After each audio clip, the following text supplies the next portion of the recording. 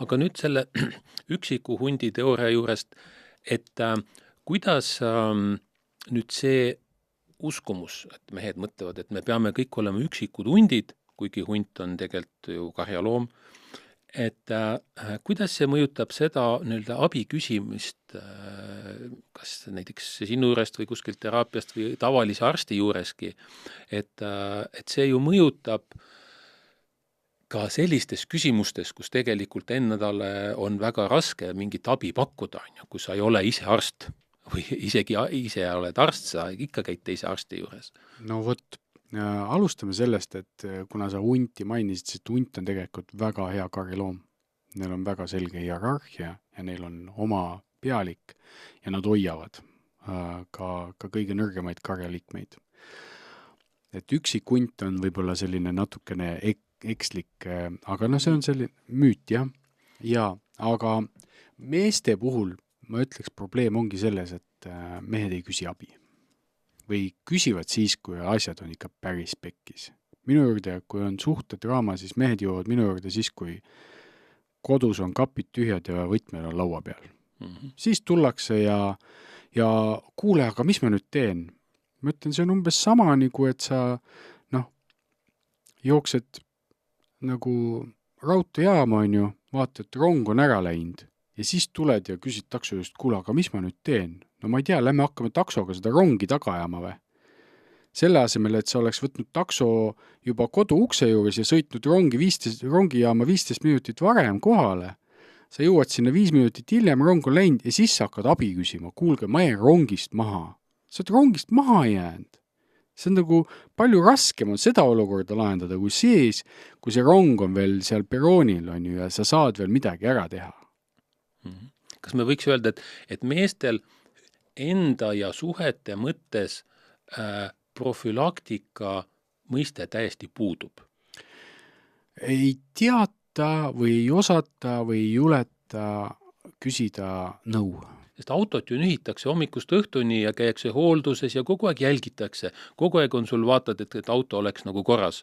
Aga nagu enda suhtes seda, on teatud tüpaažid, on ju, kes ennast ka kogu aeg väga nagu hoolitsevad enda eest loomulikult, aga neid on ikkagi väga vähe. No vaata, Martin, juba selle pilguga, et kes on need kliendid, kes jõuavad sinu ja minu juurde? Kui me vaatame seda profiili, siis see on edukas mees, kes saab oma eluga väga hästi hakkama, kellel ei ole nagu rahalisi probleeme, kes pigem tahab oma elu kvaliteeti tõsta.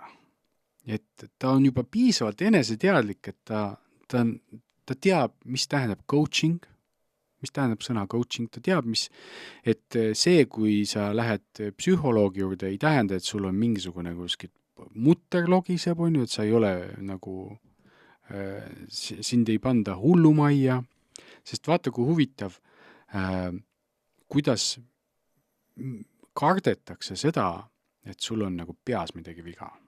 Kui sul on jalgaige, sa lonkad on ju, siis sa ei häbene seda. Sa lonkad, käid kepiga ringi ja räägid kõigile, mis sinuga juhtus, käisid Alpides. Ja Julgelt lonkad, uhkelt on ju.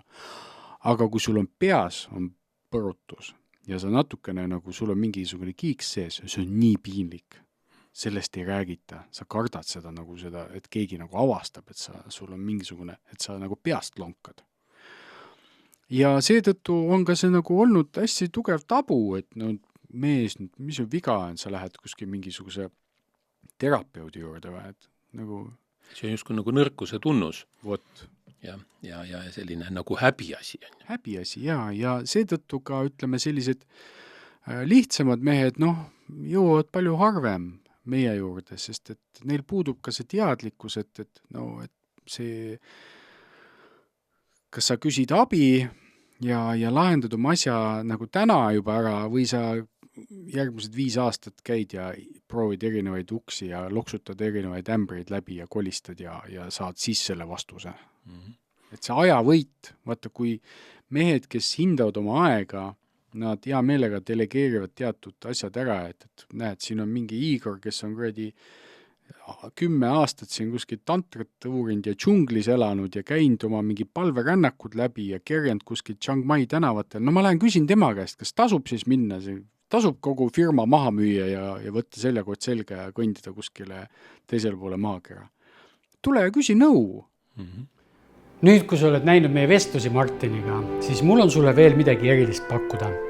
Kui sa soovid saada oskuste allalaadimise meditatsiooni, mis aitab sul võib-olla omandada sellised oskused, mille peale sa muidu kulutaksid koolis aastaid või läbiksid erinevaid kursuseid, siis nüüd mul on olemas spetsiaalne tehnika, kuidas kvantväljast tuua oma oskused alla. Ja ma õpetan seda lühikursusel, mille sa saad täiesti tasuta. Leia siit video alt link sellele koolitusele ja telli see omale kohe täna.